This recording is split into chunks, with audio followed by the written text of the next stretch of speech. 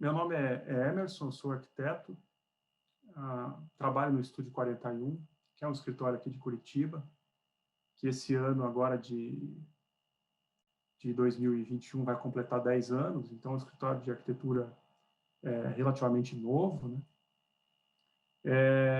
E estou feliz de poder falar um pouco hoje sobre essa relação, né, do museu, das personalidades que tem o acervo no museu, e no caso, uma figura importante para a gente é o MAC, né?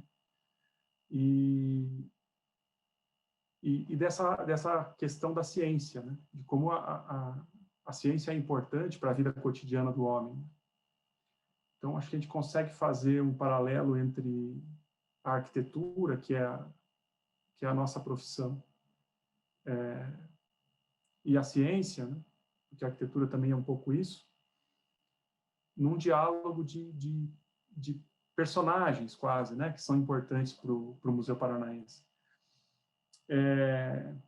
Conversando com o pessoal do museu, né, surge essa figura do MAC como um cientista desbravador, quase, né, um explorador. É interessantíssimo a história de vida dele, né, de ter vindo da Alemanha, ter passado pela África, né, e tentar fazer essa ponte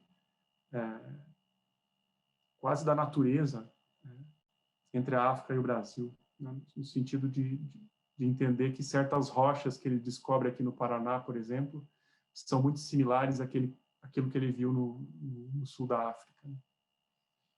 E a contribuição importante dele para a ciência nessa questão da deriva continental.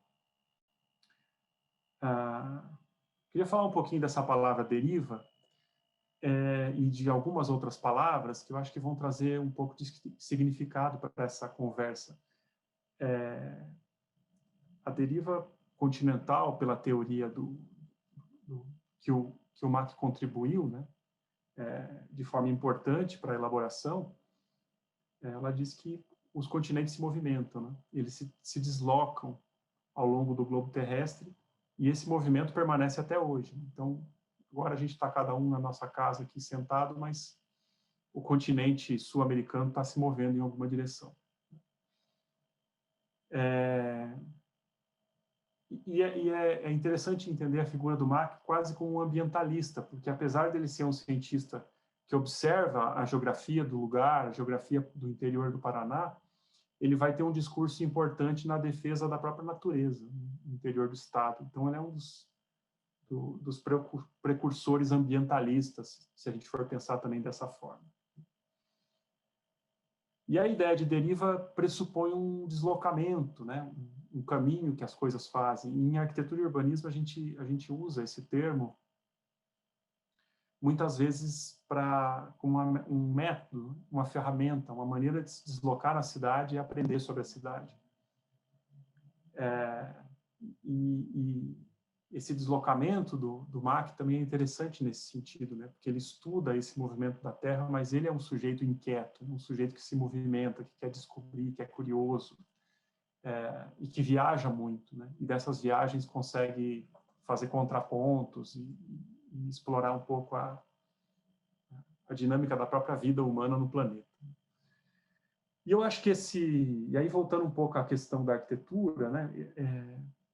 Esse projeto da Estação Antártica Comandante Ferraz, que a gente teve a chance de fazer a partir de 2013,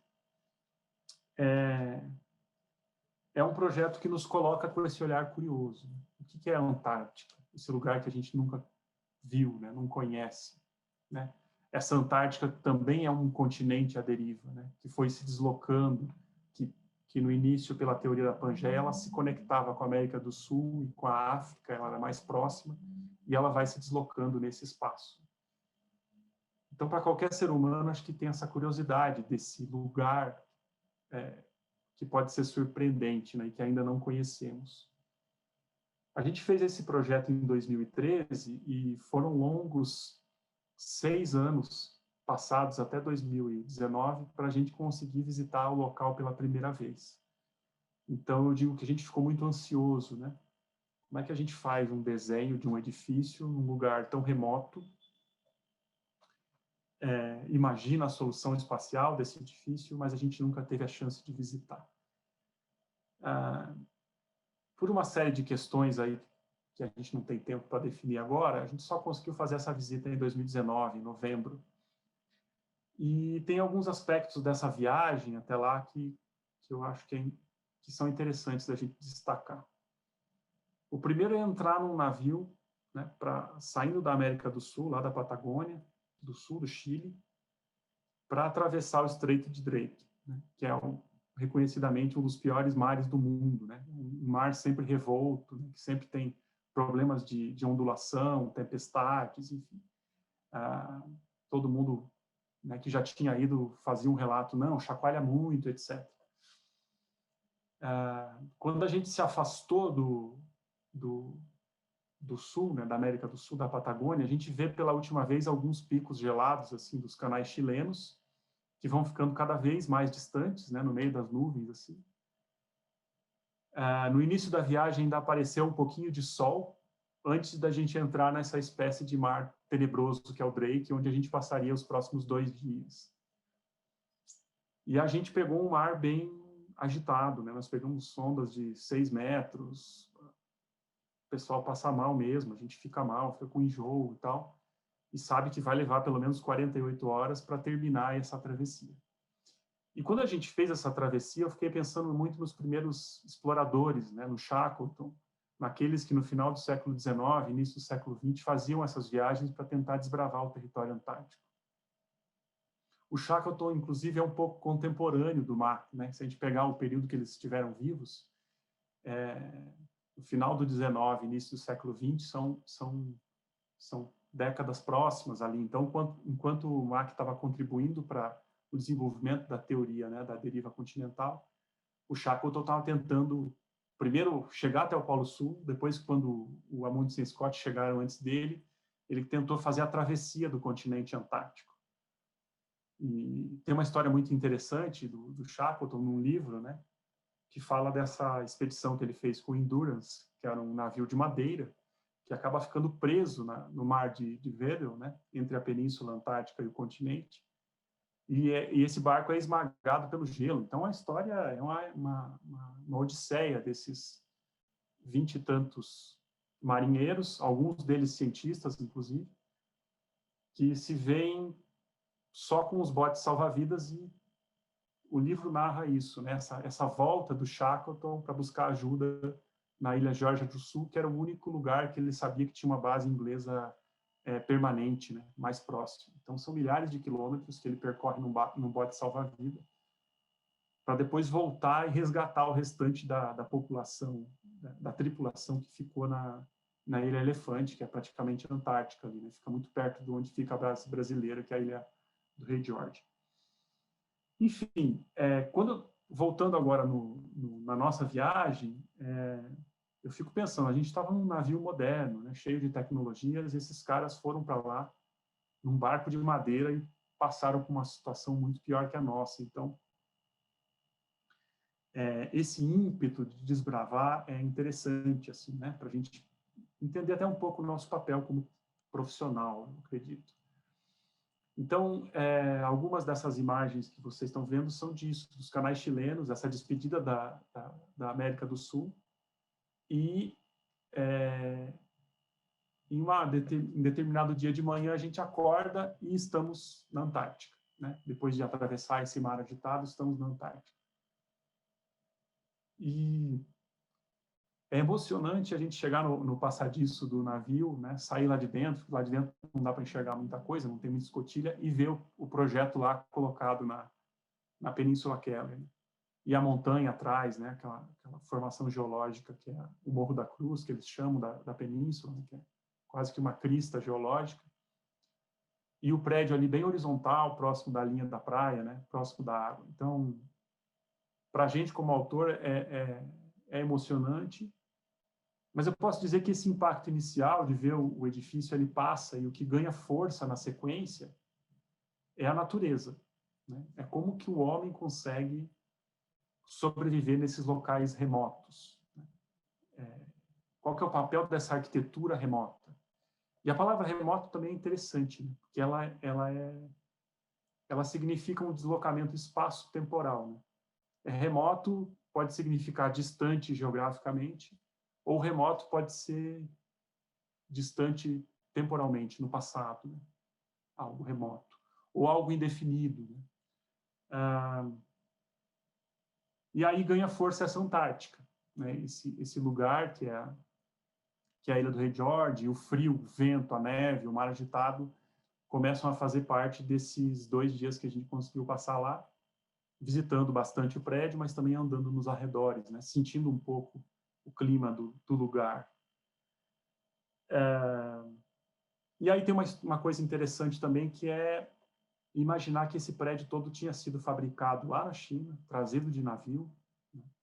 E imaginar que ao longo de alguns verões, vários operários chineses precisaram enfrentar esse lugar inóspito, né? As adversidades do clima, do distanciamento do país de origem, para poder construir o edifício. A gente chegou lá, o edifício estava 95% pronto, então não tinha tanto operário, mas a gente encontrou alguns construtores ainda, com quem a gente conseguiu conviver aqueles dias, né? Sentar à mesma mesa de refeição e perceber qual era a rotina deles, né? Então, o projeto tem essa característica, né? Ele serve quase como se fosse um abrigo para o ser humano num local em que, se a gente tivesse desabrigado, em poucas horas a gente pereceria. E a função principal do edifício acaba sendo, de novo, a ciência, né? E a função da Estação Antártica Comandante Ferraz é a pesquisa científica. Então, todo verão, mais ou menos ali de novembro até março, várias equipes científicas vão se alternando para ir até a região para fazer pesquisas na área de meteorologia, astronomia, biologia, por aí vai, né? Química. A gente vive um momento hoje em que a gente está tentando aprender um pouco o papel da ciência, né? O cidadão comum está tendo contato, a gente está falando de vacinação, está falando de produção de vacina, de vírus, né? E nesse momento de insegurança da pandemia, parece que é só na ciência que a gente consegue se agarrar, né? Então, essa pesquisa científica é importante. E a gente percebe também, fazendo a visita, o quanto a natureza local, fauna e flora, precisam, de fato, ser preservados, né? Eu lembro que no segundo dia de manhã a gente avistou pinguins na praia, né? E foi correndo até lá perto, né? Não pode chegar muito perto, a gente tinha uma recomendação de não chegar a menos de 5 metros das aves, o que interfere na rotina delas, mas teve um pinguim que pousou para fotografia na praia e ficou bem quietinho, assim. A impressão que dá é que ele estava meio encolhido de frio, mas a gente estava passando muito mais frio do que ele. Então, algumas fotografias que a gente fez são disso, assim, de entender um pouco da vida selvagem da região também. E aí um pouco a percepção da realidade, o que significa um edifício num contexto como aquele, né?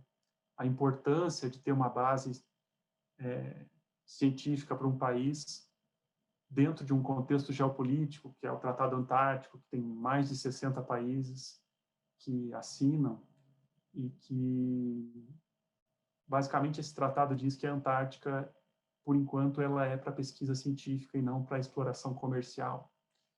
E é interessante o papel do Brasil nessa história, porque nós somos um país tropical, um país de clima quente. Aqui na região sul a gente ainda passa um pouco de frio no inverno, mas nem se compara com países nórdicos, norte da Europa, Canadá, enfim. Então, é interessante saber que tem um pedacinho daquele território que a gente pode conhecer através dos olhos da ciência.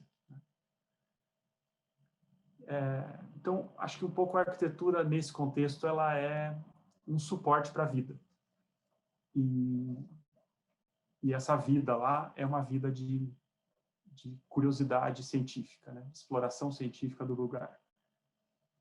Fico imaginando se na época do Mack tivesse essa facilidade que a gente teve, ele com certeza seria um dos cientistas que teria muitos motivos para ir até lá, estudar as rochas, né? Estudar a composição daquele lugar e comparar com as observações que ele já tinha feito na África e aqui na América do Sul.